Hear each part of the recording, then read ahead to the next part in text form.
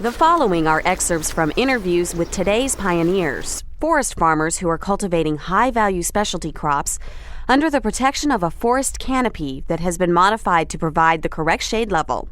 These forest farmers are deriving income today while high-quality trees are being grown for quality wood products tomorrow. To succeed at forest farming, you must know your product, know your forest, and know your market. The phrase, "you can't see the forest through the trees," really rings true if you're not looking at individual plants and individual species. Then you're missing an opportunity that exists. Fully half of the forest land in the state of Illinois is on row crop farms. It's the back 40 that nobody looks at like it's an asset. I mean, there's a million ways to survive. It takes a while for the plants to become established and mature, but once they do, it's essentially going in and digging out. We're turning wood into high-value food, so we're getting a huge benefit out of that.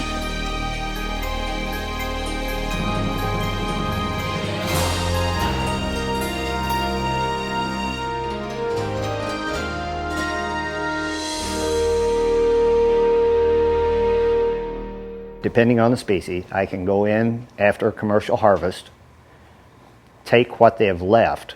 They can take off the veneer logs and everything else, and take what they've left in the woodlot and make as much or more money off of it as you can the logs that you removed. It's all in the way you cut it and the way you market your product. It's not white oak or red oak or one great big thing. It's all the small things. It's all the pin blanks, the gun stocks, the turning squares, the hobby wood. It's the unusual things that you make and market from low-grade logs. If you're willing to do that, and you get all of the pie instead of just a piece. Keep it small, keep it simple, keep all the money at home. Don't buy any more equipment than it takes to get the job done. But then go to work and do the job. And stick a smile on your face, have a positive outlook, be enthusiastic about your product, show people about book matching, about the highly figured woods that you're cutting. You know, the stuff that everybody else calls garbage, you call it something else. This is figured wood. This is domestic exotics. This is hobby wood, not scrap. And market your products that way. And if you're willing to do that, and if you're willing to talk with people, it's amazing what will happen. When we first started out, it was a matter of generating enough publicity. Frankly, publicity is free. Advertising is expensive. So I'm not bashful, so I set about generating publicity. Start at the local Lions Club. They'll feed you, you know, and you get to talk about stuff you love. Do a news release. News releases are very, very important. You go to any kind of a seminar or program, an educational event, you go right home and you write about that educational event. I attended thus and such at Cape Girardeau, Missouri, and there was X number of people there, and we learned about, and include a picture of yourself and or product, and send it out to all the local newspapers titled News Release. You would be surprised how many of them will print that. What is that? That's publicity, and that's free.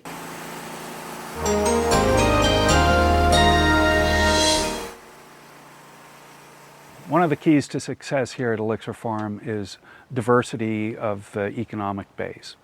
And so that includes seed production, plant production, growing of specialty crops for contract clients, as well as ecotourism, educational programs, and any other way we can figure out to make a living. The thing about specialty crops in general is it takes a special person to pull it off. You just can't get rid of 500 acres of corn and replace them with 5 acres of basil or some other crop that you might have seen on TV or heard about in the newspaper. And before you even put a plant in the ground, you want to spend at least a year researching the status of the market and and really dig and find out what is happening in behind the scenes research, and do it from a multidisciplinary standpoint. So you have to look at medical literature and chemical literature and pharmacological literature. You also have to look at forestry literature and horticultural literature, and even economics and business literature in the dietary supplement marketplace. You have to be doing a lot of research. You have to be incredibly vigilant. You have to be passionate and perhaps slightly insane.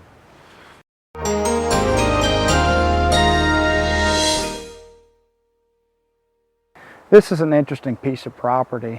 This tract of ground qualified for a CRP, Conservation Reserve Program. The stand we're standing in right now is 14 years old, and as you can see, with 14 years of growth, we've actually done pretty well. We've grown good-sized trees, and we're finally to the stage where the trees are tall enough that we're getting a lot of understory needle fall. And our emphasis on this particular farm is to find money in the short term before we harvest the trees, and that opportunity has come about in the process of baling pine needles, which is a market that we found out or learned about down south, and it's not well known in this area, but people are beginning to learn about it. Everybody always comments on how neat the yard looks, and I think it's due to the fact that it's pine straw. I use it cosmetically because a plant really shows up with that as the base. I use it to keep my weeds down.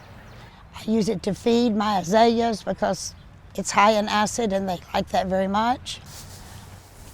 I use it because it has a soft look.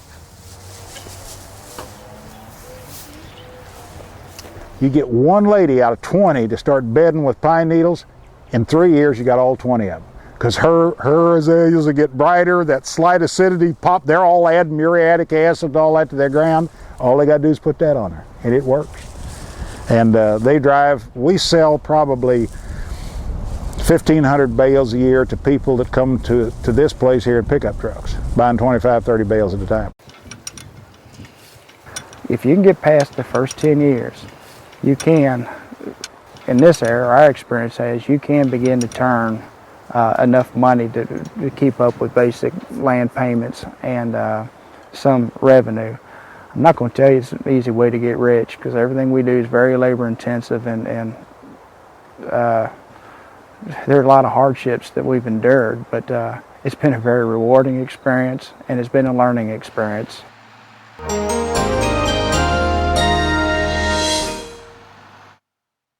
Okay, the really important thing to remember about shiitake production is once you inoculate that log is good for the whole production cycle until it becomes a spent log. So you only inoculate a log once in its life, right at the beginning, and then you have to really maintain that log at about 35% moisture content, and they need to be kept in 80% shade. These are the logs here that have just been newly inoculated, and these will stay in this configuration for approximately 1 year until the spawn is taken over completely the sapwood of the log. You can see this portion of these where all the sugars are that the mycelium actually lives in and spreads in. These logs, as I said, are ready to go into production as soon as the weather settles down. We'll be taking these, some of these out into the laying yard, which is over here, and then some of these will be going up in the greenhouse, which is behind here, and will go start their full production life. So it is like milking cows. Sometimes you have to come out here and pick twice a day. So watch your product, because if you don't pick them correctly, then the next day you come in and all the mushrooms are all the way open and flat, and then maybe it rained and you've lost your top quality mushrooms. So you do have to watch your crop, especially in the hot weather, because they grow so quickly. I've got a few of the nice Ozark Forest shiitake mushrooms. And then we market directly to chefs, catering companies, private country clubs, specialistic food shops, wine and cheese shops, Whole Food and Wild Oats supermarkets and also a few Schnucks supermarkets. A great thing about them, though, is because they're grown outside, not inside in some sawdust like some other operations. They provide something that is different in the fact that they're dynamic to the season. When it's really hot, the mushrooms look different than when the weather's just right. Also in the spring and in the fall, you get these growth spurts, and you get a mushroom called a donko mushroom that has a very distinctive pattern and texture, and much more like the real thing. We've become part of a chef's collaborative where they promote local farms and local food products in their restaurants. You see that on the menu. They won't just say shiitake mushrooms on the menu with steak. They'll actually say Ozark Forest shiitake mushrooms. And then you know you've really educated the chef and then the person who eats the food, and then they go to the supermarket and we'll see the product, the produce department of the supermarket, and they'll see the name there again and the connections made. And that's what it's all about, is making those connections.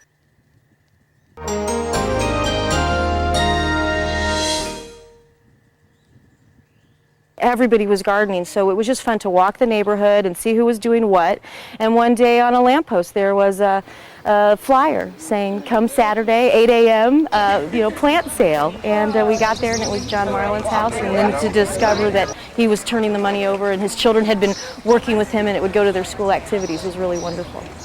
Working with the wildflowers actually came with an idea that I had when I was younger. I wanted to have a Kool-Aid stand like a lot of kids did. I wanted to sell something just for fun. And so my dad actually suggested, hey, why don't we start playing with the wildflowers a little bit and growing them. In this area is where we propagate our May-apples and our bluebells. And once you get a bed like this established, you almost feel bad about charging money for the plants, because essentially the propagation process is just weeding out the excess plants that grow here. And we get about $400 per year from this small area alone. Our marketing strategy was mainly flyers around town. We also had a database which I maintained with several names, about 400 names of people locally and around the area. For bulk, we can sell in either spring or fall. You get the plants when they're small, you put them all in a tray, and then you can just ship them to the institution or developer that's going to buy them. We have worked with the Marlins since about the year 2000. We've met them before that and we've been talking to them, but in the year 2000 we had the gift given by the Chi Omega sorority to fund this work. The university is actually very pleased with what we're seeing here. We're very pleased with the level of maintenance that we've had to do. We've really done nothing more than just add a thin layer of mulch, I think, once or twice over the last 4 years. It took a little education on our part to not try to maintain more than what we have done, but that's a nice problem to have, so we've been very pleased with that. We've been pleased with how things have developed over the last 4 years. It's a little slower, I think, than what a typical landscape would do, but that's okay because we think it's going to end up lasting longer. They're so easy to take care of. They kind of take care of themselves. They end up seeding themselves season to season. We never know where a celandine poppy is going to pop up next, and that's I think the fun part of it. And then when you have too many, you can pot them up and give them to the girls' school teachers or things like that as a Mother's Day gift or something. What we've shown in some of our settings is if a farmer would have a small plot in the woods that he devoted to, say, May apples or another plant like that, you could on a sustainable basis take hundreds of plants out of a relatively small area annually, provided you did it carefully and didn't disturb the soil in such a way that you got garlic mustard or other invasive plants taking over. So it's a matter of being careful with what you're doing, and I'm talking here about small plots in a woods, not the entire woods. Because we've got woods in Illinois where most of the native wildflowers have been eliminated. We've been doing this for 10 years and our surpluses have only gone up with tremendous sales. So I think if you play your cards right and most importantly learn the plants, then you'll have no problem. There are many different types of forest farming practices. Each one is particular to the producer, woodlot, product, and market. However, they all utilize the forest to create an environment for specialty crops today, while growing trees for wood products tomorrow. By knowing your product, the forest, and the market, you will increase your chances of success. Forest farming practices create economic opportunity and take pressure off our natural forest ecosystems. It may be illegal to harvest wild plant populations found in the natural forest.